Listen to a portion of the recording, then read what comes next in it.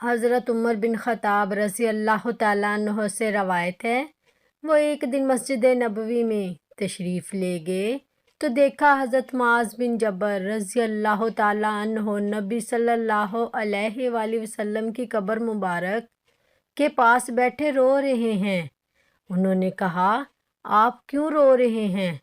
حضرت معاذ رضی اللہ تعالیٰ عنہ نے فرمایا، مجھے رسول اللہ صلی اللہ علیہ وآلہ وسلم سے سنے ہوئے ایک ارشاد کی وجہ سے رونا آ رہا ہے۔ میں نے رسول اللہ صلی اللہ علیہ وآلہ وسلم سے سنا، آپ فرما رہے تھے، تھوڑا سا دکھاوا بھی شرک ہے، اور جو کوئی اللہ کے کسی دوست سے دشمنی رکھتا ہے وہ گویا اللہ تعالیٰ کے خلاف اعلان جنگ کرتا ہے۔ اللہ تعالیٰ کو وہ گمنام متقی نیک لوگ پسند ہیں،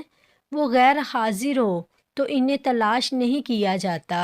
اگر موجود ہوں تو انہیں بلایا نہیں جاتا، نہ انہیں پہچانا جاتا ہے،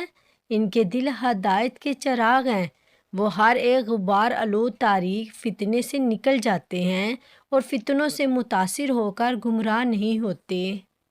حضرت ابو ہریرہ رضی اللہ تعالیٰ عنہ سے روایت ہے، رسول اللہ صلی اللہ علیہ وآلہ وسلم نے فرمایا، اسلام شروع میں اجنبی تھا اور وہ دوبارہ اجنبی ہو جائے گا،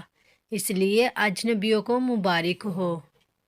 حضرت حذیفہ بن یمان رضی اللہ تعالیٰ عنہما سے روایت ہے، رسول اللہ صلی اللہ علیہ وآلہ وسلم نے فرمایا، فتنے پیدا ہوں گے، ان کے دروازوں پر جہنم کی طرف بلانے والے ہوں گے، ان میں سے کسی کے پیچھے لگنے سے بہتر ہے کہ تو کسی درخت کی جڑ چباتا ہوا مر جا۔